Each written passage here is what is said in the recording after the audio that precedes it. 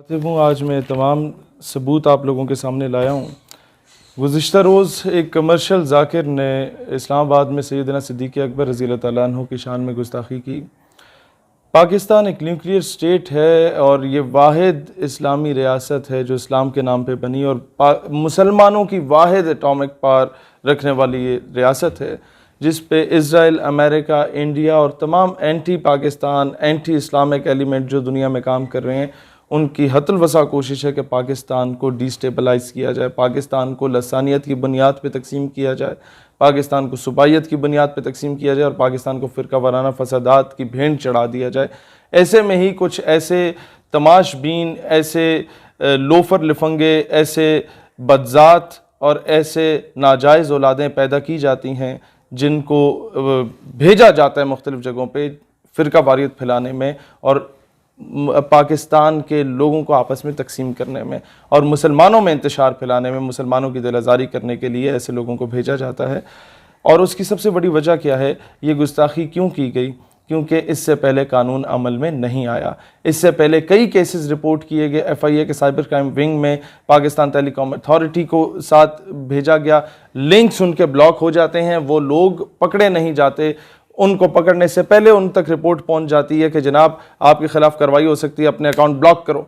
वो ब्लॉक कर देते हैं, सबूत मिट जाते हैं और वो लोग बाहर होते हैं, वो ID चेंज करते हैं और फिर गुस्ताखियाँ करते हैं और फिर मुसलमानों की दिल आज़ारी होती है, फिर सड़कें ब्लॉक होती हैं, फिर धरने होते हैं, फिर कहा जाता है मुल्क के माशी इस्तेसाल में है और कोई इस तरह का ना खुशगवार वाक़या होता है तो हम FATF की जद में भी आ जाते हैं। और इन सारी चीज़ों का ज़िम्मेदार कौन होते हैं? वो लोग होते हैं जो इनको प्रोटेक्शन दे रहे होते हैं गवर्नमेंट में बैठ के, वो लोग होते हैं जो इनके ख़िलाफ़ कानूनी कार्रवाई नहीं करते। सबसे पहला केस आपके सामने लाता हूँ जो गुस्ताख़ रसूल का, गुस्ताख़ सहाबा का और गुस्ताख़ अहले बैत के तमाम केसेस मैंने इकट्ठे किए पिछले 2 साल के, सिर्फ मैं आपको डाटा दिखा रहा हूँ और वो भी कुछ जो मुझ तक पहुँचे। 1 मार्च 2019 का ये केस है और ये अभी तक इस पे कोई कार्रवाई नहीं की गई, इस बंदे को नहीं पकड़ा गया। दूसरी जो दरख्वास्त जमा कराई गई थी वो 2 जनवरी 2019 का केस है। 7-8 यूट्यूब के लिंक्स यहाँ पर दिए गए थे। वो बंदा जो था वो अभी तक बाहर है, उसके खिलाफ कोई, मैं नाम इसलिए नहीं ले रहा क्योंकि ये लोग जिनके नाम लिए जाएंगे वीडियो में ये फिर बाहर अज़ालम के लिए अप्लाई करके बाहर दफ़ा हो जाते हैं और अमरीका और तमाम मुल्क दुश्मन अनासिर इनको पाल पोस के बड़ा करते हैं, जिस तरह कादियानियों के साथ हुआ, इसी तरीके के दीगर कुफार के साथ भी किया जाता है। अच्छा, फिर तीसरी दरख्वास्त जमा कराई गई 3 जनवरी को दोबारा आई और उसमें ये मज़ीद यूट्यूब के लिंक्स दिखाए गए और वो साइन भी हो गया, सेक्शन ऑफिसर तक पहुंच भी गया, लेकिन कानूनी कार्रवाई नहीं की गई। फिर जनाब अगला केस आपके पास आता है 21 मई 2020 का, जिसमें रसूलुल्लाह अलैहिस्सलाम की शान मुबारका के ख़िलाफ़ और सहाबा कराम के ख़िलाफ़ शदीद गलत किस्म के अल्फाज इस्तेमाल किए जाते हैं। ये केस तब का है और इस पर भी कोई कानूनी कार्रवाई अभी तक नहीं की गई। अच्छा जी, फिर केस आता है जनाब 4 जून 2020 का, जिसमें ये सारी चीज़ें सामने लाई जाती। 298C का केस है, ये जमा कराया जाता है बखिदमत जनाब chairman Pakistan telecommunication authority Islamabad और इसके बाद ये FIA को जमा कराई जाती है इसकी कॉपी। दोनों में किसी किस्म का जो है वो कार्रवाई नहीं की जाती। ये सारे सबूत उसके साथ अटैच हैं, जो बातें की जाती हैं मैं वो दिखा नहीं सकता आप लोगों को और ना मैं वो अल्फाज को दोहरा सकता हूँ। फिर अगला केस आता है जनाब, ये सुनते जाइए, 22 अक्टूबर 2019 का केस आता है। उसमें सारे सबूत के साथ वो लिंक्स कॉपी किए जाते हैं लेकिन किसी किस्म की कार्रवाई नहीं की जाती।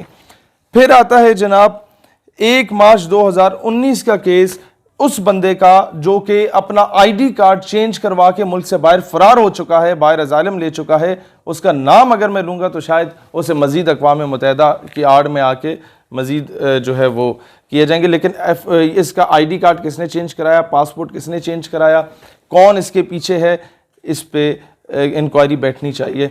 और बिलखसूस रावलपिंडी के FIA के साइबर क्राइम का जो ऑफिस है वहाँ पर बार बार जाके दरख्वास्तें दी गई लोगों की जानिब से, कोई अमल दरामद नहीं हुआ, टरखाया गया और केस को प्रोलॉन्ग किया गया जब तक लोग बाहर फरार हो जाते हैं।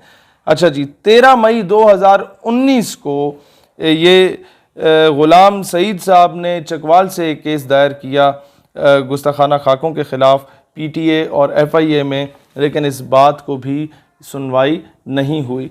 अगला केस आ जाता है जनाब ये, इसमें डिस्ट्रिक्ट मजिस्ट्रेट इस्लामाबाद की जानिब से भेजा जाता है FIA और PTA को ये केस, और अब 22 अप्रैल 2019 का, और सिग्नेचर्स के साथ, सारे स्टैम्प के साथ अभी तक कोई कार्रवाई नहीं की गई।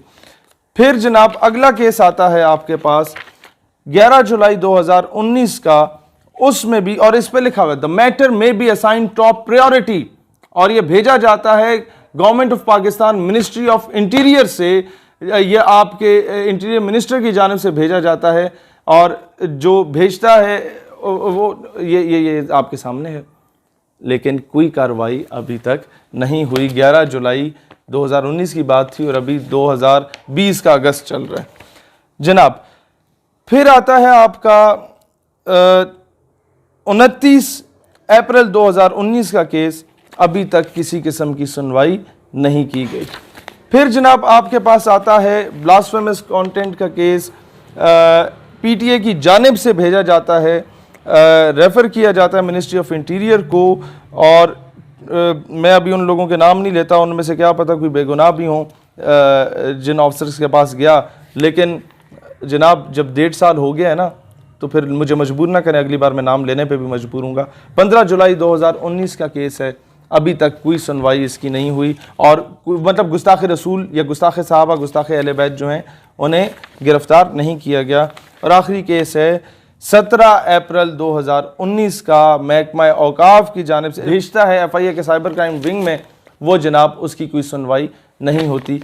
ये आपके इस्लामाबाद के वो केसेस हैं जिन पे सुनवाई नहीं हो रही, और जब इन पे सुनवाई नहीं होती तो लोगों को मौका मिलता है कि हमें तो लगाम डालने वाला यहाँ पर कोई मौजूद है ही नहीं, लिहाजा किसी भी सहाबी रसूल की या अहले बैत कराम अलैहिस्सलाम में से किसी की शान में या रसूलुल्लाह अलैहिस्सलाम की शान में अगर कोई गुस्ताखी करता है तो वो खुलेआम करता है, उसे इस चीज़ का खौफ नहीं होता कि हमें पकड़ा जाएगा या नहीं पकड़ा जाएगा। 2-4 केसेस इस तरह के होते हैं जो कि बहुत हाई लेवल के उस अवाम में चले जाते हैं और अवामी दबाव के अंदर आके गवर्नमेंट शायद कोई एक्शन ले ले, अदरवाइज़ कोई सुनवाई नहीं होती। फिर कोई कानून हाथ में लेता है तो कहा जाता है तौहीन अदालत होती है, कानून हाथ में नहीं लेना चाहिए। लेकिन इस पे देखा जाए कि गवर्नमेंट में या इदारों में या महकमों में कौन कौन से ऐसे सिंपथाइजर्स मौजूद हैं जो ऐसे लोगों की प्रोटेक्शन कर रहे हैं।